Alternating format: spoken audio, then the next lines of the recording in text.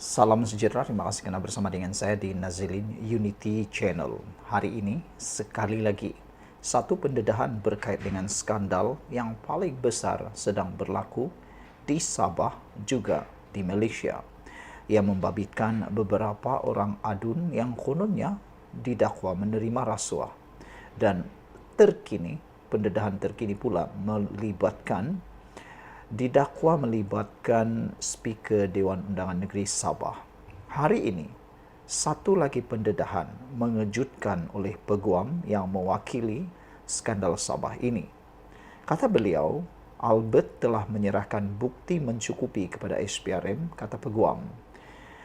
Selepas keluarnya laporan ini, persoalan besar ialah adakah 18 adun Sabah yang didakwa terlibat terkait dengan kes ini bersama dengan uh, Speaker Dewan Undangan Negeri Sabah akan berada dalam masalah besar.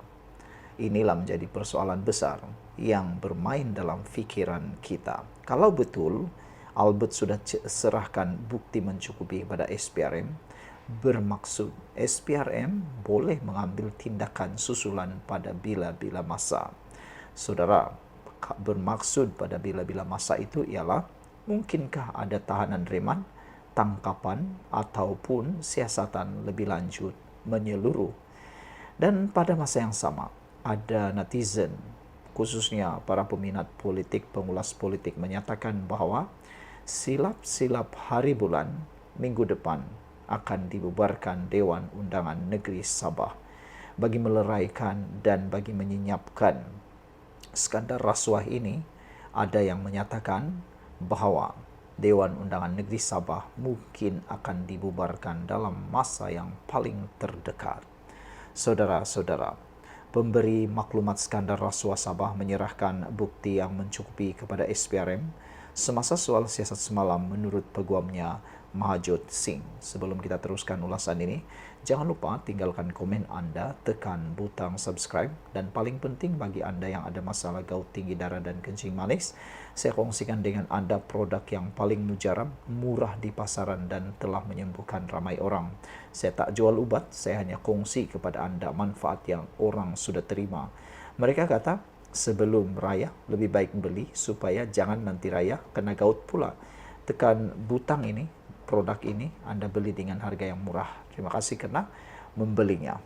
Pemberi maklumat skandal Sabah, rasuah Sabah menyerahkan bukti yang mencukupi kepada SPRM semasa soal siasat semalam menurut peguamnya. Mahaljot kata, demikian anak guamnya, iaitu ahli perniagaan yang dikenali sebagai Albert, telah memberi kerjasama penuh sepanjang sesi soal siasat yang memakan masa kira-kira 11 jam. Bukti yang mencukupi telah diberikan yang menjadikan keterangan hampir mencecah 50 muka surat. Sebarang jenayah terutama kes rasuah oleh penjawat awam perlu disiasat dengan segera dan teliti. Kini terpulang kepada SPRM untuk membuat tindakan, katanya. Albert yang sebelum ini mendedahkan klip video yang didakwa memaparkan penglibatan rasuah ahli politik Sabah di soal siasat dari jam 10 pagi sehingga hampir 9 malam semalam. 2 hari lalu dia telah disoal siasat SPRM selama lebih 5 jam. Semalam dia memberitahu Malaysia Kini yang pegawai penyiasat memaklumkan temu bual telah selesai berhubung 9 video dan mesej WhatsApp yang didedahkannya berhubung skandal tersebut. Albert sebelum ini mendakwa dia telah merasuah beberapa adun di Sabah, termasuk Menteri Kanan Negeri sebagai pertukaran untuk lesen penerokaan mineral. AKJ kata dalam ruangan komen, daripada siar gambar yang dikaburkan, baik tak payah ada gambar langsung, katanya. Saudara, dengan pendedahan ini, adakah menjadi persoalan kita adalah 3. Pertama, adakah 18 adun yang kononnya terlibat itu dan 1 Speaker Dewan Undangan Negeri yang didakwa terlibat itu akan disiasat lagi? Itu pertama. Yang kedua, adakah dengan itu juga bahawa ianya akan membawa kepada penangkapan dan juga tahanan reman? Dan yang ketiga ialah adakah dengan ini akan membawa kepada pembubaran Dewan Undangan Negeri Sabah pada minggu hadapan? Sekian dulu untuk kali ini. Jangan lupa tinggalkan komen Anda. Salam sejahtera, terima kasih karena bersama dengan saya di Nazilin Unity Channel. Ini satu berita yang paling menggemparkan kita semua. Akhirnya, Tun Mahathir Mohamad menyokong Anwar Ibrahim. Wow, ini satu berita dan juga satu maklumat yang memang menggemparkan seluruh Malaysia. Yang paling menderitakan ialah apabila komen Perikatan Nasional ada kata, mungkinkah Perikatan Nasional akan berkubur selama-lamanya? Rupa-rupanya ini ceritanya. Dua bekas Perdana Menteri sokong biaya RM1.1 bilion ringgit untuk Sapura Energy. Mahathir setuju dengan tindakan Anwar Ibrahim membiayai RM1.1 bilion untuk Sapura Energy. Ini kali pertama Mahathir setuju dengan Anwar Ibrahim. Adakah ini akan membuka kepada laluan langkah kepada persefahaman Anwar Ibrahim dan Mahathir? Kalau itu berlaku, ini bahaya untuk Perikatan Nasional. Sebelum kita teruskan, bagi Anda yang ada masalah gout, kencing manis dan tinggi darah, saya kongsikan dengan Anda produk yang terbaik di pasaran, paling murah, paling berkesan.